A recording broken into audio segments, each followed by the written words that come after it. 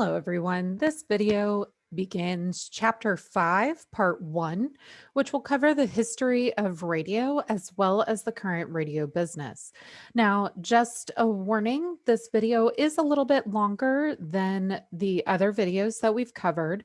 So please make sure to do this video at your own pace, starting and stopping as necessary, speeding the video up if I talk too slowly for you, or slowing it down if I talk too fast. Remember, with this class, the beauty is that you can set your own pace for learning. But I just wanted to give you a warning that this one is a little bit longer than some of the other videos that we have. However, there are only two videos for this chapter. So hopefully that is a good trade off for you. Well, let's begin our conversation on the history of radio. Now, radio really began with Marconi, who was an Italian engineer working in the late 1800s. So in 1896, he received a patent for wireless telegraphy. And this was voiceless point to point communication, meaning you couldn't talk through it, but you were able to communicate between 2 points across a certain distance. Now, for most of the period for this patent of this device that you see here, it was confined to Morse code and was primarily used for military and commercial ship communication. In 1901, Marconi sent the first wireless signal across the Atlantic Ocean, making it a transatlantic form of communication. Now, Marconi, because of this invention, is often cited as the father of radio. However, the story of radio's history is not quite that simple. Let me introduce Mr. Tesla. Mr. Tesla actually invented a wireless system as well in 1892. He was a Serbian Croatian immigrant who came to the United States in 1884. And Marconi actually used a lot of Tesla's work within Marconi's telegraph. And so in 1943, the US Supreme Court actually overturned Marconi's original patent for this technology and named Tesla the rightful inventor of radio. But that's not where the story ends either. You have to love history. Alexander Popov is a physics professor in Russia who developed wireless telegraphy around the same time as Marconi and Tesla's work. However, Popov is an academic, not an entrepreneur, so he never filed for a patent. He did not own the invention that he created. And therefore, while he had the ideas and the actual physics behind this invention, he's not credited for it because he didn't get the patent. So in Russia, they actually celebrate Radio Day on May 7th in honor of Popov's contributions to the history of radio. So, how did radio begin to expand? Well, one of the first people interested in voice transmission, wireless telephony, was Lee DeForest. He was the very first person to ever receive a PhD and write a dissertation on wireless technology. He developed what's known as the Audion vacuum tube. This device was able to detect and amplify radio signals, and this is what powered all radios until the 1950s. So, this truly was the beginning of modern electronics as we know it. In 1901, however, he really had this rivalry with Marconi. Both were working for reporters for rival news services. And one time they were covering an international yacht race in New York, and their radio transmitter began jamming each other's signals, and officials ended up having to relay with flags and hand signals because these two were fighting. So really the early history of radio is filled with competition, a lot of stealing and using of other people's ideas. So it's actually a very interesting history. Now, the first voice who was broadcast was Reginald Fessenden. He worked for the Navy and General Electric and also worked as Thomas Edison's chief chemist, so a very bright person. But on Christmas Eve, 1906, in Massachusetts, Reginald Fessenden played "O Holy Night" on his violin, becoming the first person to broadcast on radio professionally.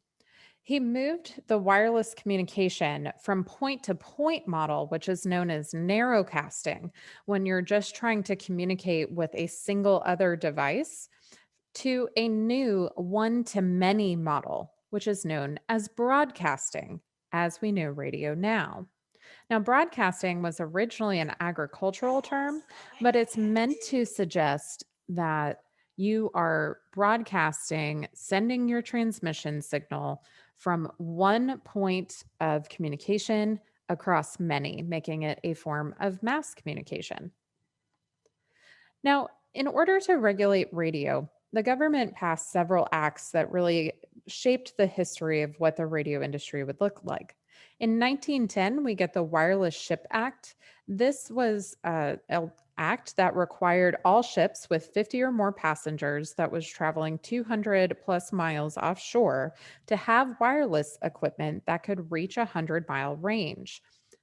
Now, this act was passed in 1910, which meant that when Titanic sank in 1912, they had wireless technology on board. In fact, the picture on the bottom here is the radio room within the Titanic. They actually had Marconi's wireless equipment on board, but unfortunately, the signals just weren't strong enough to get help in time. Now, the Radio Act of 1912 was partially supported and pushed through because of the Titanic sinking. And it required that anyone who is transmitting by radio signal would have to have a license. So it viewed frequencies as a natural resource like national parks, meaning every single person should be able to benefit from transmission through radio, but only people who could prove that they were benefiting society were given licenses by the Radio Act of 1912. So, this is how we also adopted SOS as a formal distress signal, which would go on to be used throughout crisis communication. Of course, you know the term SOS.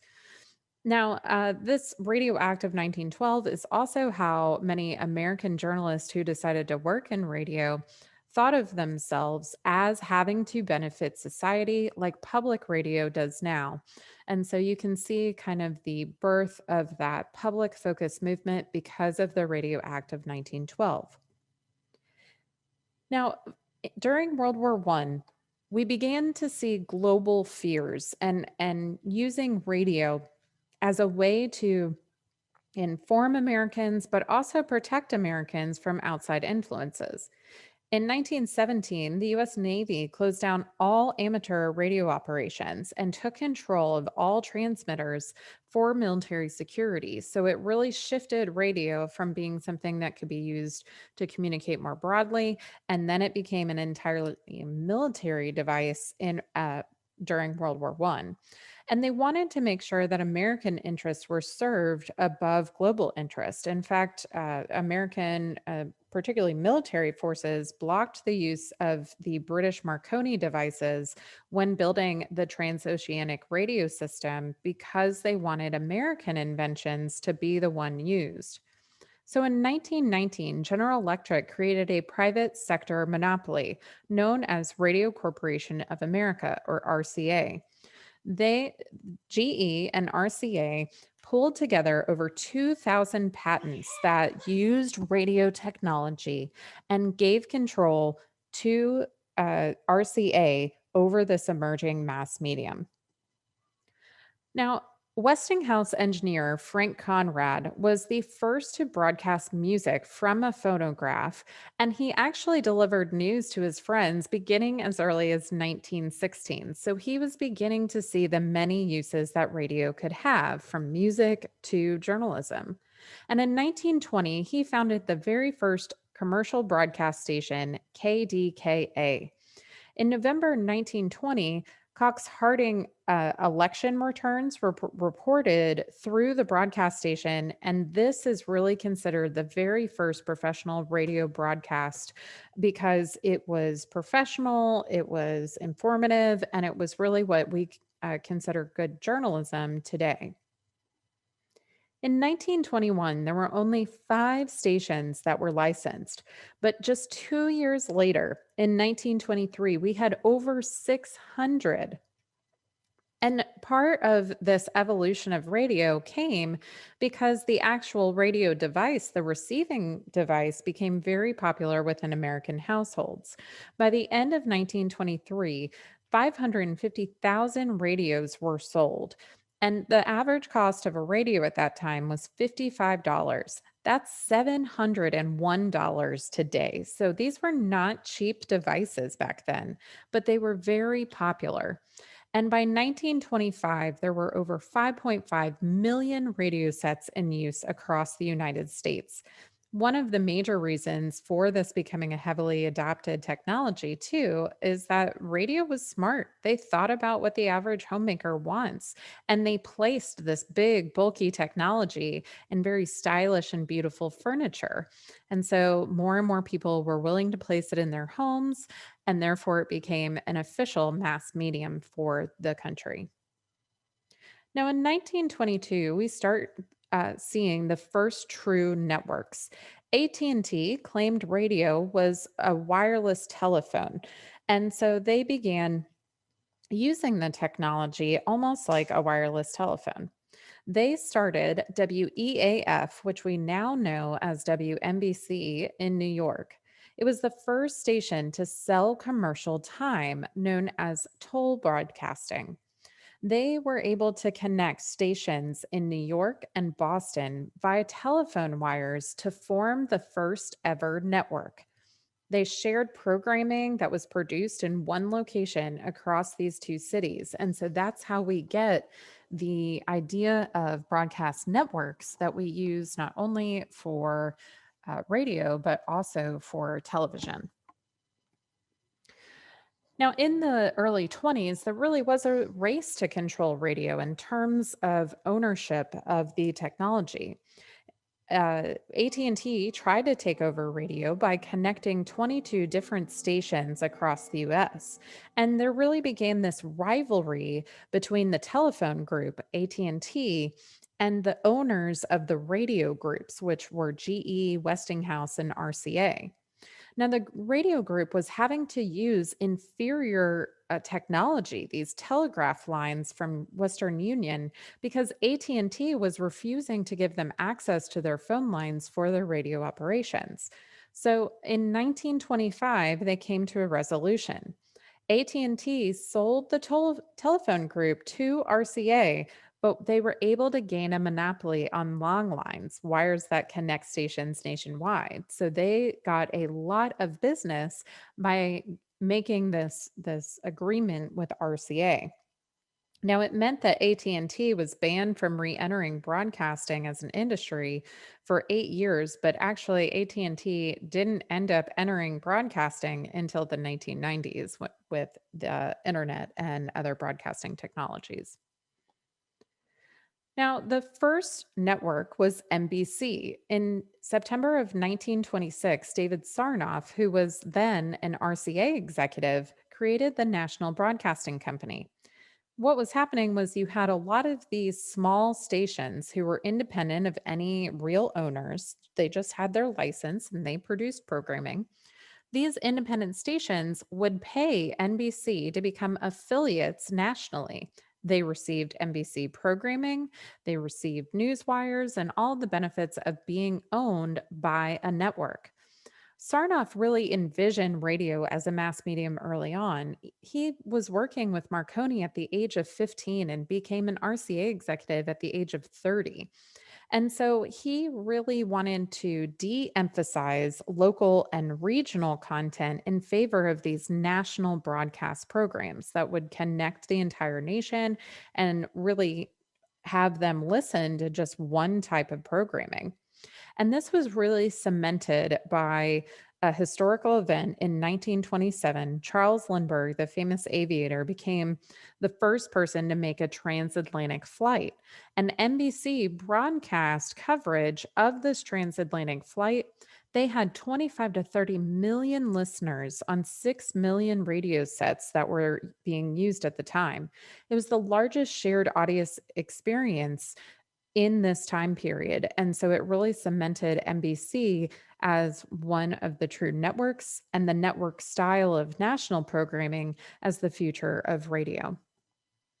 Here's some of the radio coverage from Charles Lindbergh's flight. 52, the Spirit of St. Louis. Oops, sorry about that. 52, the Spirit of St. Louis began to roll down the muddy runway. Would it get off the ground, or would it crash at the end of the runway?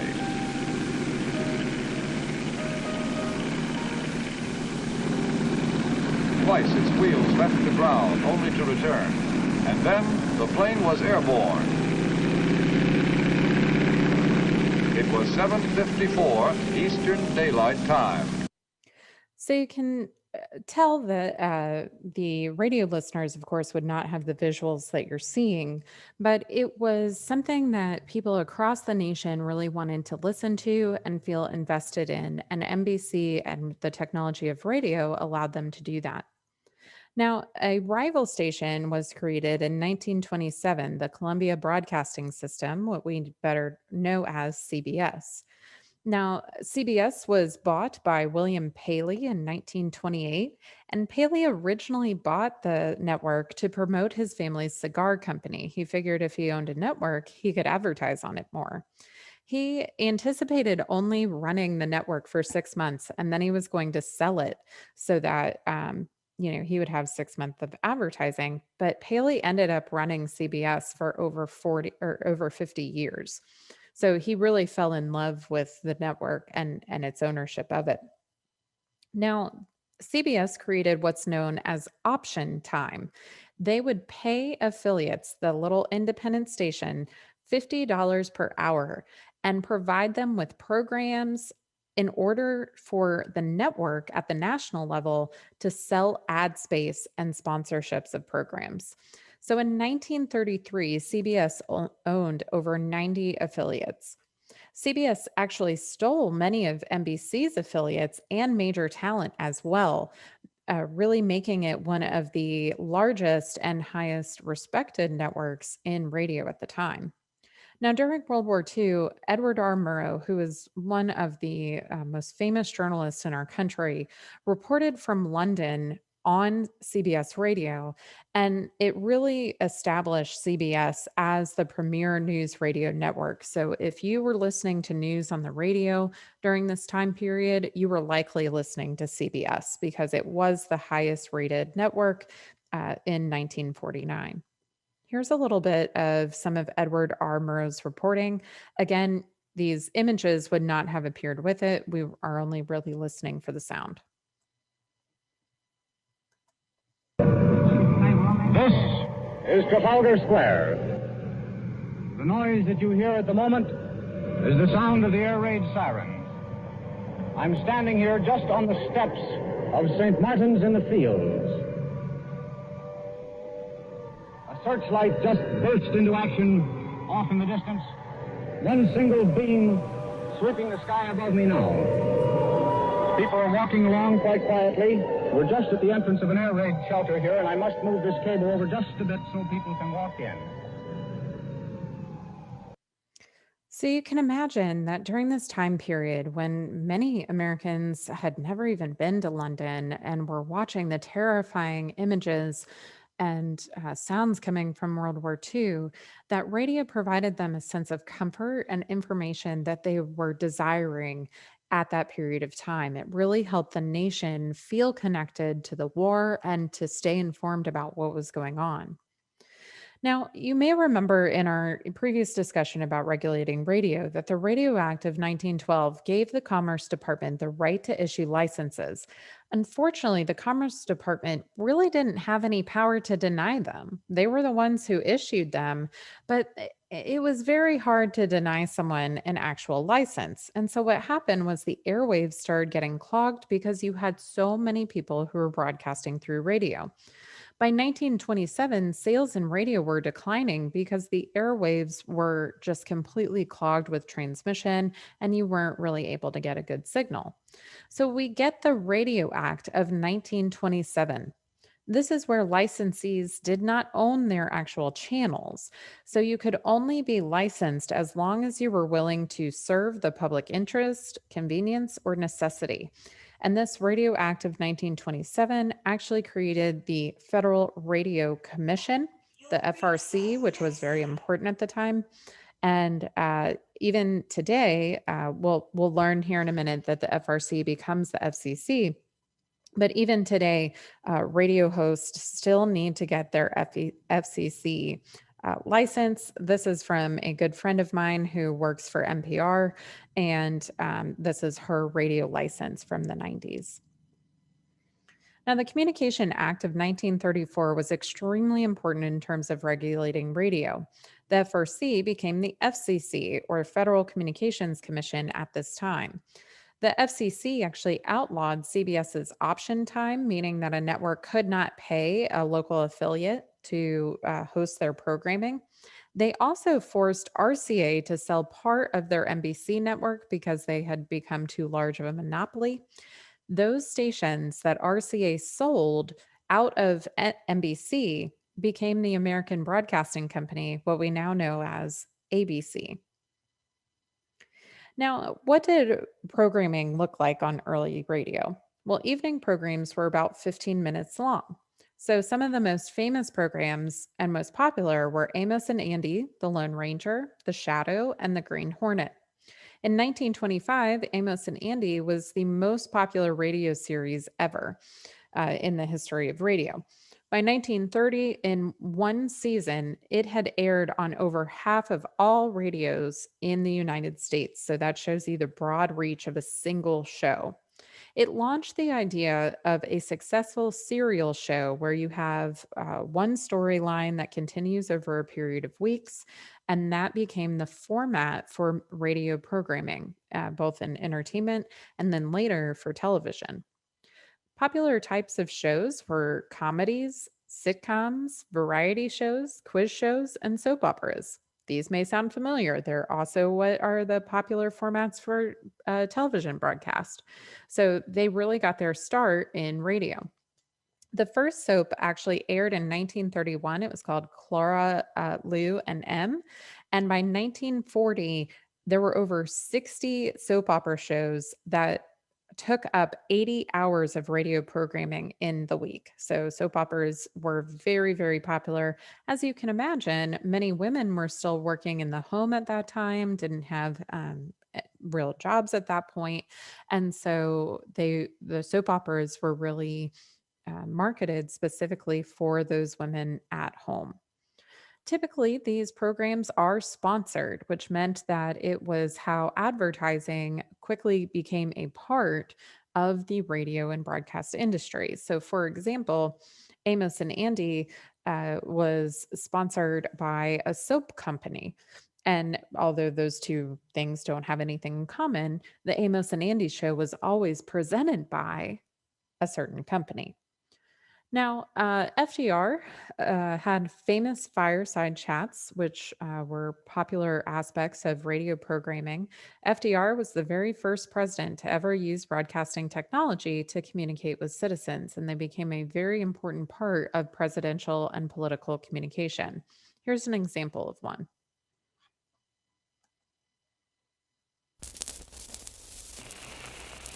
Ladies and gentlemen, the President of the United States. My friends, I want to talk for a few minutes with the people of the United States about banking. To talk with the comparatively few who understand the mechanics of banking, but more particularly with the overwhelming majority of you who use banks for the making of deposits and the drawing of checks. So the president would address the nation about various topics in the FDR fireside chats, and they really became the format for how presidents were expected to communicate with every citizen and really have a national dialogue. Another important program in radio history is War of the Worlds. On Halloween Eve of 1938, Orson Welles produced a program called War of the Worlds. It was presented as a um, news clip, although there was a short warning at the beginning that this was a fictional episode about to play. Apparently, it didn't play at the correct time or something. And many people did not hear that early warning and weren't aware that this wasn't an actual news bulletin. What's the problem? Well, the news bulletin makes it seem like Martians are attacking the world. And so apparently, there were millions of people who were convinced, if only briefly, that the United States was being laid waste by alien invaders. That is what our history books have told us for years and years and years.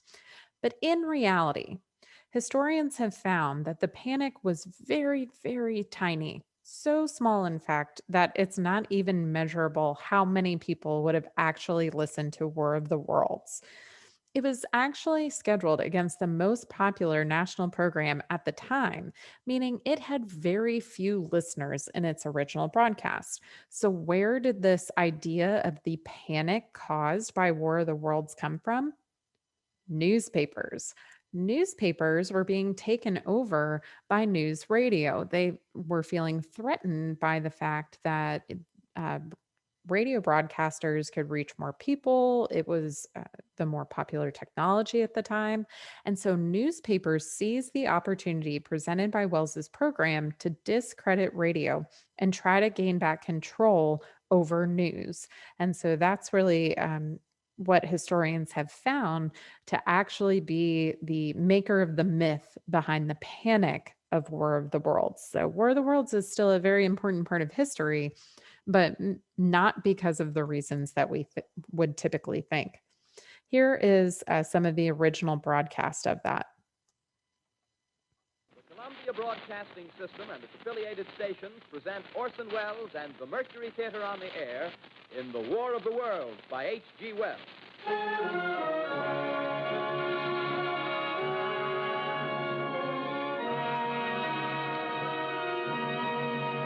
So you can hear the warning that they provided, but you might not know it's fiction at that point.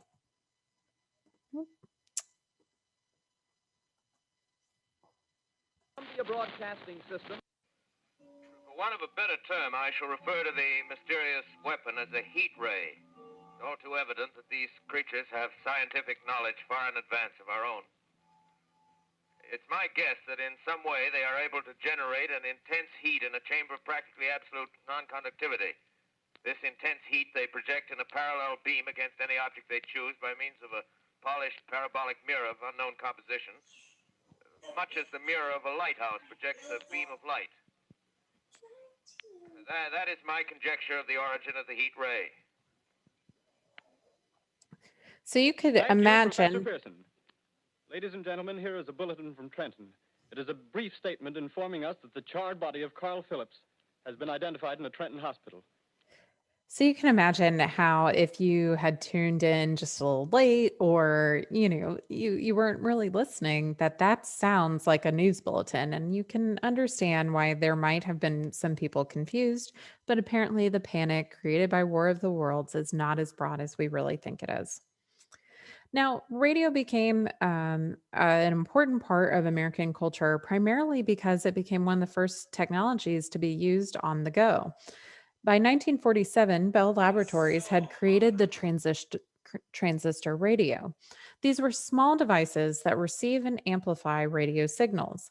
And in 1953, Texas Instruments, the people that sell your calculators, marketed the first transistor radios for $40. By 1957, we had Sony pocket radios that were small enough to fit in a shirt pocket. And by 1960s, the transistor radios were cheaper to make and produce than tube and battery radios. The key was that they were easily portable, which meant by the 1960s, most radio listening happened outside of the home. Now, there's also an interesting historical battle in the types of signals that we receive. You may be familiar with AM radio and FM radio. Well, Edwin Armstrong discovered and developed FM radio, which is frequency modulation, in the 1920s. And in fact, Sarnoff, who was the RCA exec, set up the first experimental FM station on the Empire State Building. Now, FM was ideal because it offered more clarity and static free reception than AM radio did, which was primarily produced for talk radio. But by 1935, Sarnoff wanted to focus RCA on TV and protect their AM empire. So he refused to allow Armstrong to use or radio stations to develop technologies that would utilize FM radio. And the FCC moved FM to a new band. This made pre World War II radios useless. And unfortunately, because of all of these barriers to his technology, which he believed was better and superior, Armstrong actually committed suicide in 1954. Now, by the 1960s, the FCC opened up space for FM, which really brought new life back into radio and made it less focused on talk and more focused on music. Now, what you need to know about AM and FM signals is that AM stands for amplitude modulation, while FM stands for frequency modulation. So these are different types of technologies. I won't make you memorize what they are, just know what they stand for. AM stations have further reach because they are using amplitude models, which allow the sound wave to be longer. But FM has better quality because it's using frequency modes of sound. And so by the 1980s, FM stations were much more profitable and AM stations started to slowly die off. Currently, there are over 10,000 FM stations.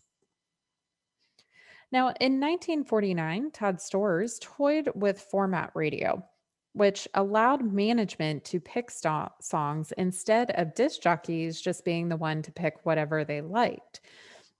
This was developed because they were watching how people used jukeboxes in public places, and they noticed that people were playing the same songs, the most popular songs, and they wanted to take advantage of that listening. So they created what's called rotation, where they play the same top songs several times a day to get people to listen to the songs that they really like. By the mid 50s, format radio and rock and roll led to the top 40 format that is popularized in radio today. Now, you may have always wondered why it's the top 40. It's because 40 is the number of records that are stored in a jukebox. So the top 40 were the 40 records that were played most often in jukebox. Today, top 40 mainly refers to the 40 most popular songs based on record sales. So by the 1960s, managers were asking DJs to talk over the beginning and ending of songs to prevent station switching, which really popularized a lot of local disc jockeys. There are also certain parts of the day that disc jockeys and radio was most popular. So a show would run from 6 to 10 a.m. and then 10 to 3, 3 to 7, and 7 to midnight. The most popular really being the 6 to 10 slot, and then that 3 to 7 slot. Those are the heaviest listening times, primarily due to drive times. So the most popular DJs will tend to work really early in the morning and then that 3 to 7 shift at night. Now, it is important to note that due to COVID 19 and remote working schedules, the radio industry has taken a particular hurt because there is a lack of driving involved for people's schedules, which means people are not tuning into the radio nearly as frequently as they once did. We'll have to see how that impacts the industry overall.